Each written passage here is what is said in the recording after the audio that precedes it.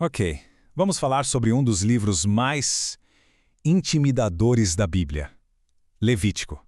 Muita gente, quando chega nele, simplesmente pula, né? Acha que é só um monte de regra antiga que não faz mais sentido. Mas e se eu te dissesse que Levítico, na verdade, é uma peça-chave, uma ponte essencial que conecta toda a grande história da Bíblia? A pergunta que fica é: por que a gente deveria se importar com um livro que parece ser só sobre sacrifícios e rituais de pureza? Qual é a função dele de verdade? Olha, a resposta pode surpreender, porque esse livro não só estrutura a história de Israel, mas também lança ideias que ecoam até os nossos dias. A melhor forma de entender Levítico é pensar nele exatamente como uma ponte. Pensa comigo, o livro de Êxodo termina com a presença de Deus descendo para morar no tabernáculo, bem no meio do povo. Já o livro de Números começa com eles se preparando para a jornada no deserto. Levítico é a grande pausa entre esses dois momentos, respondendo a uma pergunta fundamental: como é que um povo imperfeito pode viver na presença de um Deus santo? Então, nosso roteiro aqui vai ser o seguinte. Primeiro, a gente entende esse papel de ponte.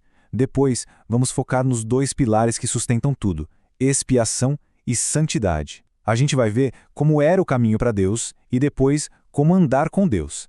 E para fechar, a gente descobre o legado impressionante que Levítico deixou. E olha, a boa notícia é que para entender Levítico não precisa decorar cada regrinha. A chave é focar em duas ideias principais que sustentam o livro todo, como se fossem os dois grandes pilares dessa ponte: expiação e santidade. O livro se divide de um jeito bem claro em duas partes. A primeira, que foca na expiação, basicamente responde como um povo pecador consegue se aproximar de um Deus santo. Já a segunda parte, sobre santidade, responde a outra pergunta. Ok, agora que a gente já está na presença de Deus, como a gente deve viver? E para a gente ter uma ideia do peso da primeira parte, a palavra expiação aparece cerca de 48 vezes. 48? Fica muito claro que lidar com o pecado era o passo fundamental, o ponto central para que essa aproximação com Deus pudesse acontecer. Mas se a expiação é importante, olha só isso. A palavra santo ou santificado aparece mais de 100 vezes. Ou seja, uma vez que o caminho para Deus está aberto, o foco muda completamente para como viver de uma maneira que reflita o caráter dele. Então, vamos mergulhar um pouco mais nesse primeiro pilar, a expiação. Como é que funcionava esse sistema que permitiu o acesso a Deus? A palavra hebraica para isso é kafar, que significa literalmente cobrir.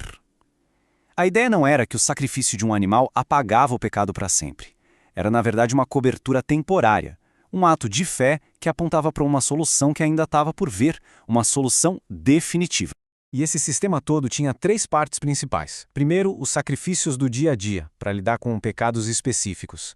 Segundo, os sacerdotes, que eram os mediadores dessa relação. E o mais importante, o dia da expiação.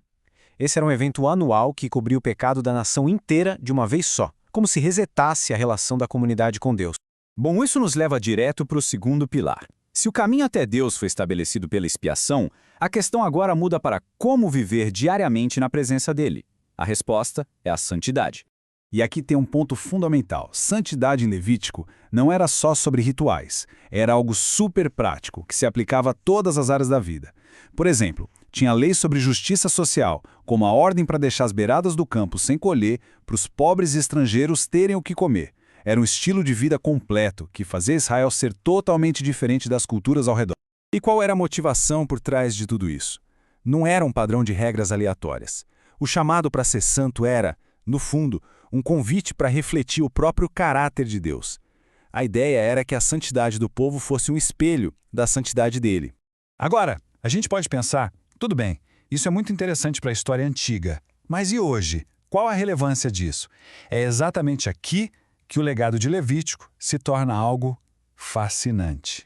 O Novo Testamento olha para trás e reinterpreta esses temas. Ele descreve todo o sistema de sacrifícios de Levítico como uma sombra, algo que apontava para uma realidade que ainda estava por vir, o sacrifício de Cristo. Ao mesmo tempo, o chamado para a santidade não é jogado fora, de jeito nenhum. Pelo contrário, ele é intensificado, se tornando uma parte central da vida cristã. E talvez o legado mais famoso de Levítico esteja escondido ali, bem no meio do capítulo sobre santidade.